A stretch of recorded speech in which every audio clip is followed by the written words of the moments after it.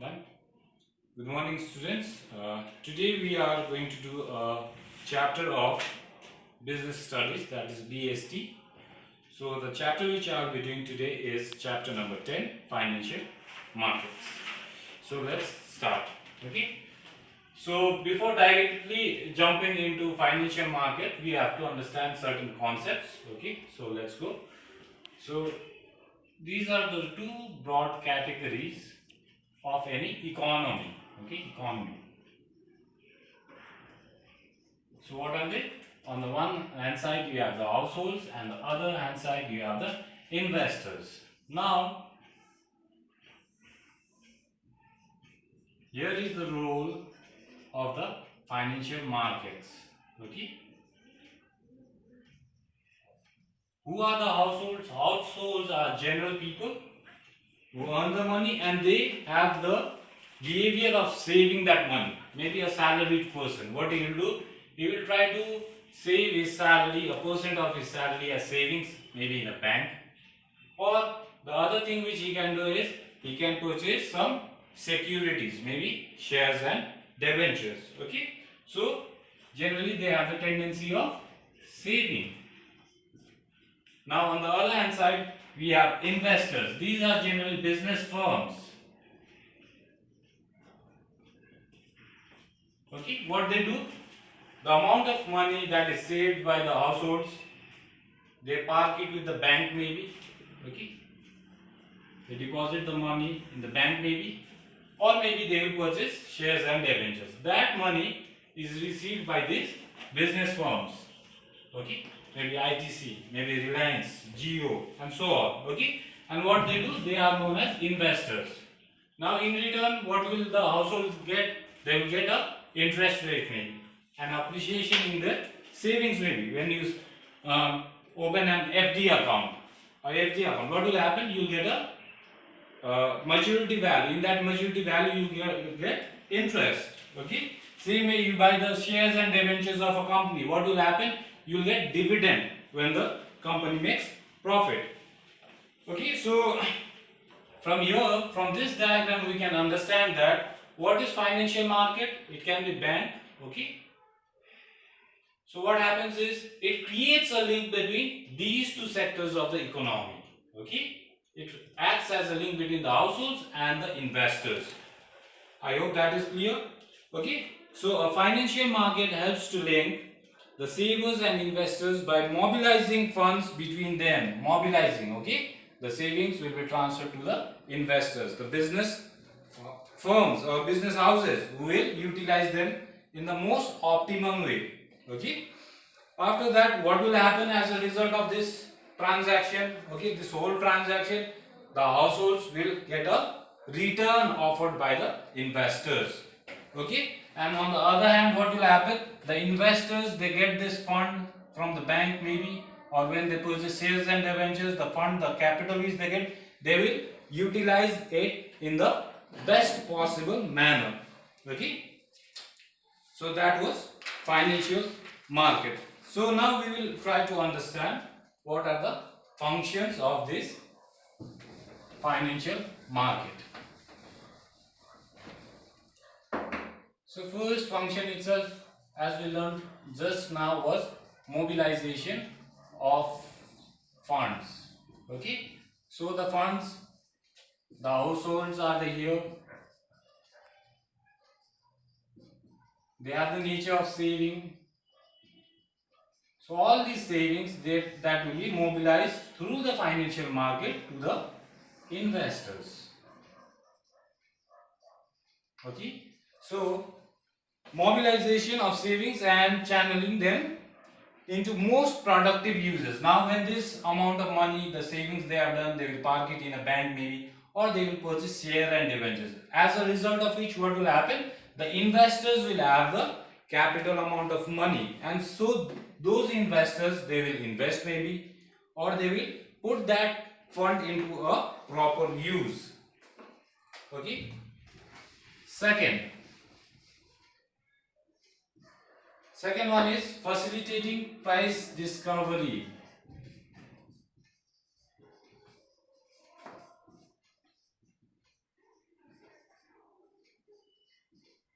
Price discovery. If you have learned, I hope you all have learned in your economics that the law of demand and supply, okay, you have the demand curve and then you have the supply curve, then you come to know the equilibrium price of a product. What should be the price fixed of a product? What price should be fixed for a product? Okay, the same way, okay, what we learned right now, households are there, isn't it? They are lending the money to the investors. So how much savings is there? That is the supply, okay, and how much demand by the investors are done. So similarly, like that demand and supply curve, we will know how much money supply is there in the market and how much demand of money or capital is there by the investors. So based on these two forces, the price of that particular capital is determined. Okay, that is in simple narrow sense we can say how much will be the interest offered me. If I try to fetch a loan from the households, from the bank, there's a particular rate, 7%, 8%. Okay, so financial markets, one function is facilitating this price discovery. What should be the price of a particular financial capital? Understood? After that, next is reducing the cost. Third one is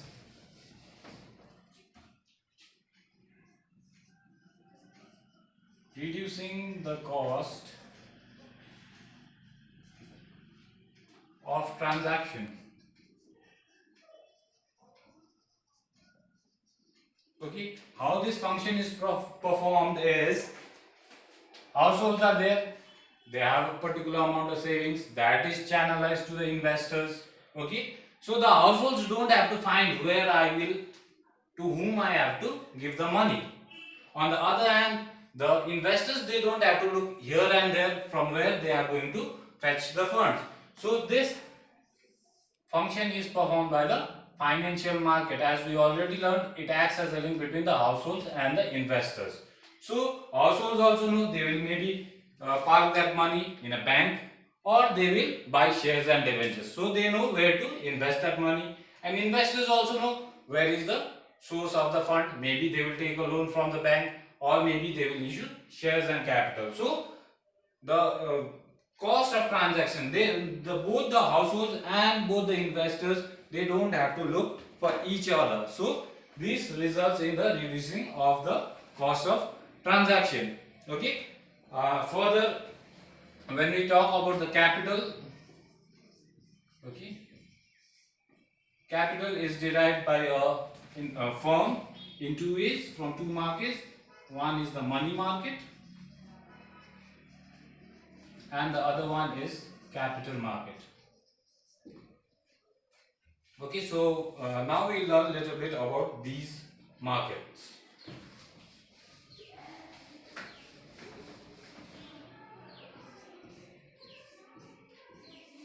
So money market is a market which deals in short-term funds. This is the key point. Okay, money market is a financial market which deals in short-term funds, whereas capital market is a market which deals in long-term funds.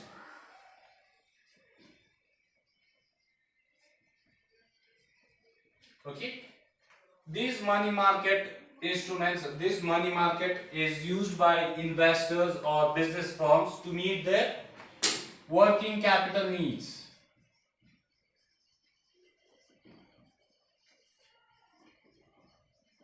Whereas capital market is used by the investors or the business firms to meet their capital expenditure needs.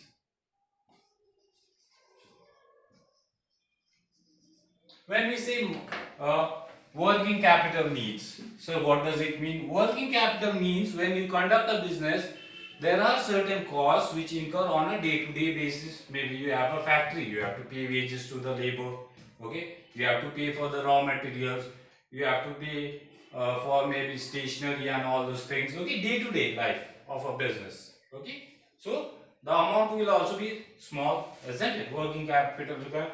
But when I say capital expenditure needs, I'm starting a business, I'm opening a factory, I'll require land, I'll require building, I'll require plant and machinery. Okay, for those kinds of needs, huge amount of capital is required, isn't it? So those are capital expenditure needs. So this type of needs are fulfilled by which market? Capital market. Examples are, I'll issue shares and debentures. I'll issue shares in the market and I will borrow the funds. Got the point? So these are two broad types of financial market. So there are certain instruments in money market. Examples are treasury bills, okay, which is issued by the government. Then you have commercial paper. Commercial paper is issued by some well-renowned firms like maybe Reliance, Tata, okay, but it is unsecured. But people trust that because of the goodwill of that particular kind of firm. Then again you have call money. Call money is used by banks for interbank transactions. Okay, you know that a bank estimated CRR, cash reserve ratio, with Reserve Bank of India. Okay, and when that cash reserve ratio is increased by Reserve Bank of India, what will happen is that there will be shortage of funds with the banks. So as a result of which, okay, Reserve Bank of India is here. Okay, this call money option is generally used by commercial banks. Commercial banks. So what was the concept I said? If there are, let's consider two banks. Here we have State Bank of India and here you have UCO Bank of India. Okay. Now both of these banks will keep a certain percentage amount of money, which is known as CRR. If you have learned this in your previous classes, cash reserve ratio. Now this CRR, it changes. Okay. So suppose if the CRR is increased by Reserve Bank of India, so these banks have to pay a larger amount of money with the Reserve Bank. As a result of which, their own stock of money, if I have to say in a narrow sense, it decreases. Now suppose there is a lot of demand of loans, but the State Bank, it doesn't have that amount of money. What it will do? It will use the option of this call money and it will maybe share from another bank. Okay, for that short period of time. Okay, so that particular option of lending money from another commercial bank is known as call money. Okay, so and this call money, the rate of this call money is highly volatile. Volatile means it changes very frequently. So the rate of that interest, suppose this State Bank of India takes 2 crores rupees from UCO Bank, it has to pay a certain amount of interest. Okay, that interest rate, it varies very often.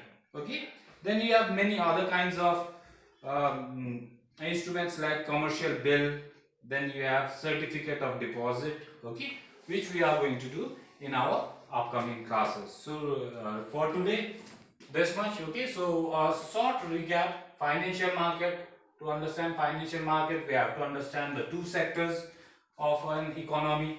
Okay, the two sectors of economy were households on the one side and investors on the other hand side. Households have the behavior of saving, whereas investors have the behavior of investing that money or putting that money into the best possible use. So what does financial market do? It creates a link between them. Okay, so the money that has been saved by the household is channelized to the investors, so that money can be put to best productive use. Okay, then we did a little bit about different kinds of market. Okay, a business requires funds.